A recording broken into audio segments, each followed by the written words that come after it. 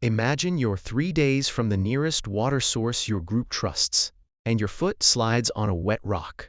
You hear it before you feel it. A crack, then fire shooting up your leg. You can't stand, you can't walk. And out here, an injury like that doesn't heal in a cast in an air-conditioned room. It heals, or it doesn't, right where you fell. Today, when you get sick, you take a pill, drink some water, and sleep it off. Maybe you check WEBMD at 2 a.m. just to scare yourself. For most of human history, none of that existed. A fever wasn't an inconvenience. It was a countdown. An infected cut wasn't annoying. It was a death sentence with a delay. So what did they actually do? The first threat was infection. Any open wound in a world without soap or antibiotics could turn deadly within days. But ancient humans weren't defenseless. At Shanidar Cave in Iraq, archaeologists found Neanderthal remains dating back roughly 60,000 years, surrounded by pollen from yarrow, chamomile, and other plants still used today for their anti-inflammatory properties. That's not an accident of wind and geology. That's evidence of a plant medicine kit. Willow bark is another one. It contains a compound close to what we now call aspirin, and evidence suggests it was chewed for pain and fever long before anyone understood why it worked. They didn't know about salicylic acid. They just knew this bark helps. And that knowledge got passed down, tested, and refined for thousands of years by trial and error, one sick person at a time. The second threat was the break itself. A broken bone that healed wrong meant a limp for life, and a limp for life in a hunting society could mean starvation. So they set bones. Archaeologists have found skeletons with healed fractures showing clear signs of splinting, meaning someone held that limb straight, bound it, and kept it immobile for weeks. That takes patience.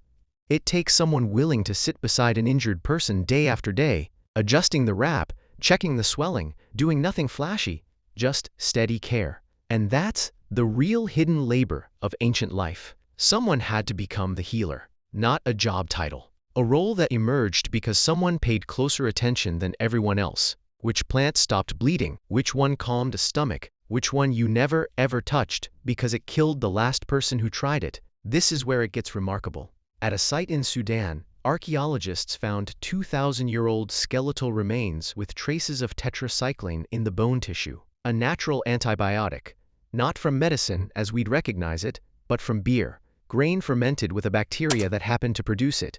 They didn't understand germs. They understood results. People who drank that beer got sick less, so they kept brewing it. Now think about what all of this required. Time. Sitting still with someone through a fever that could break or could kill. Watching, waiting, remembering what worked last time so you could do it again. That waiting is where real knowledge was built.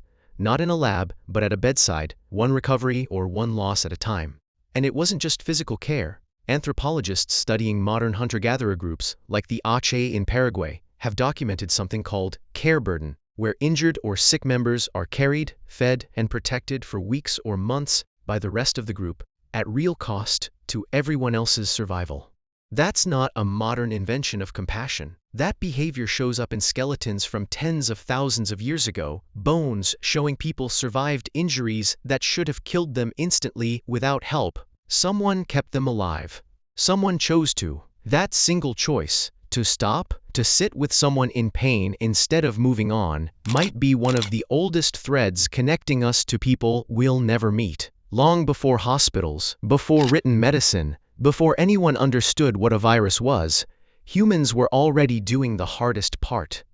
Showing up for each other when showing up cost something. The fire kept them warm. The tools kept them fed. But it was that quiet, unglamorous act of caregiving, someone sitting beside a sick person through the worst of it, that may have done more to keep our species alive than anything sharp or clever ever did.